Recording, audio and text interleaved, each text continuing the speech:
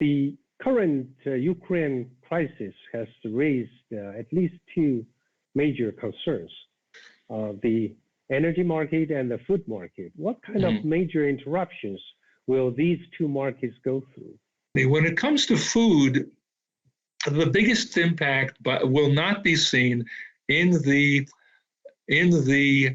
United States itself, because the United States is almost entirely self-sufficient when it comes to food.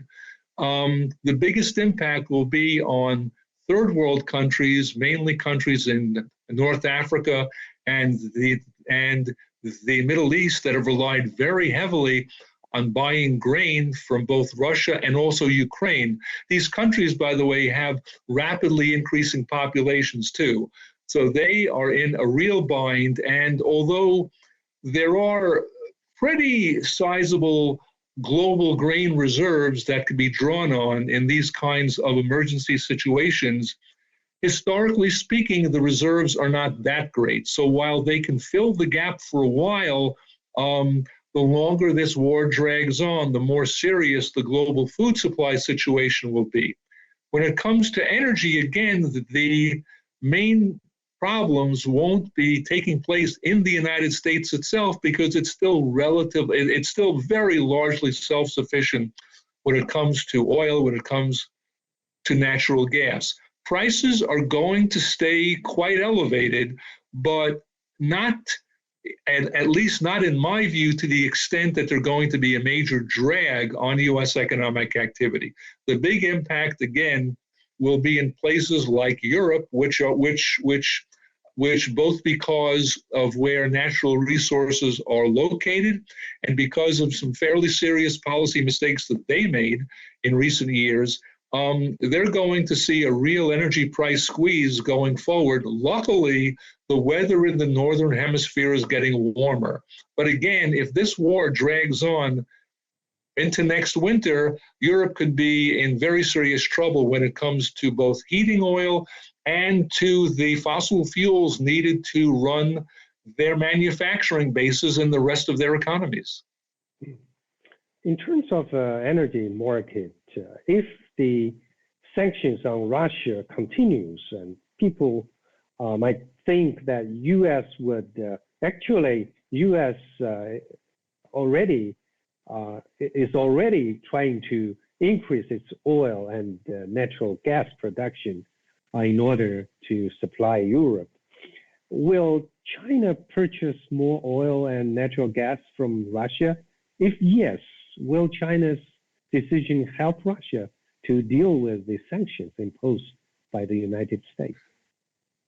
In terms of Chinese purchases of Russian energy, that situation seems to be pretty unclear right now. I just read a report in the last few days that although the Chinese entities that are in charge of buying energy from foreign suppliers have decided to honor their current contracts with Russian oil and Russian gas companies, that they're not signing new contracts.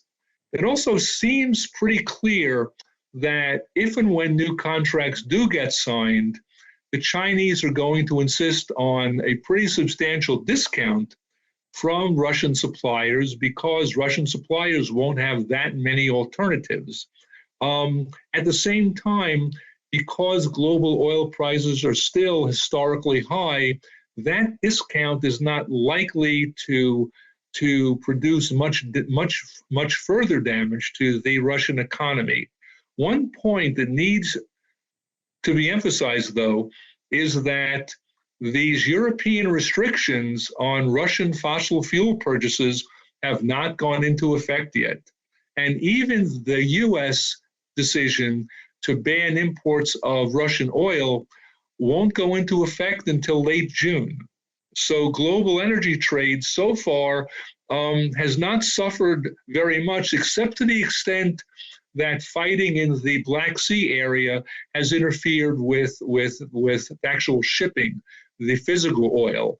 Not so much gas, but, well, actually, the gas, of course, is affected by the fighting, because so much of the gas from Russia that supplies Europe has been flowing through Ukraine.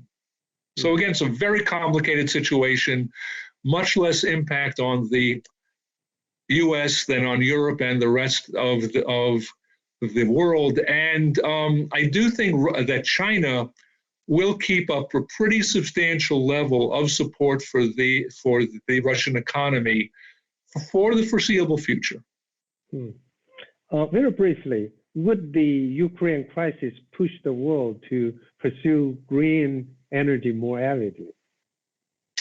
I think over the longer term, yes, but in order to get to the longer term, we have to get through that shorter term.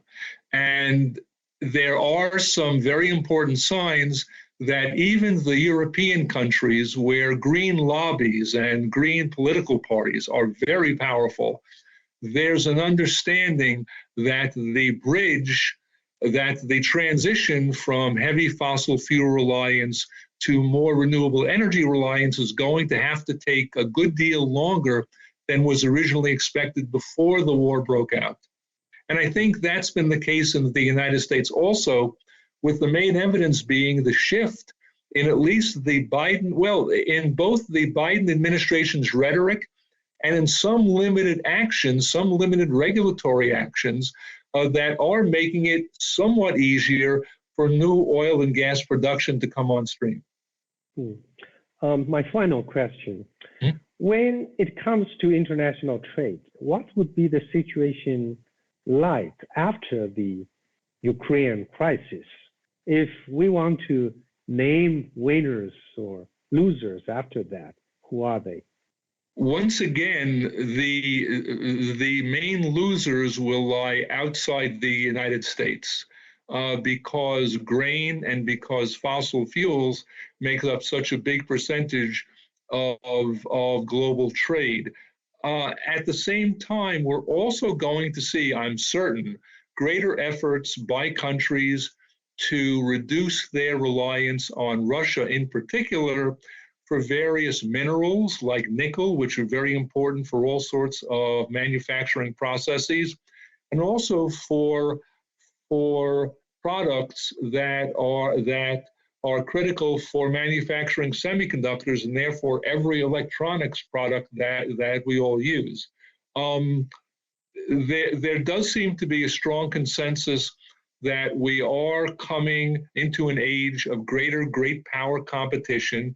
Geopolitics is going to count for much more than it had in the past roughly 20 or 30 years since the end of the Cold War.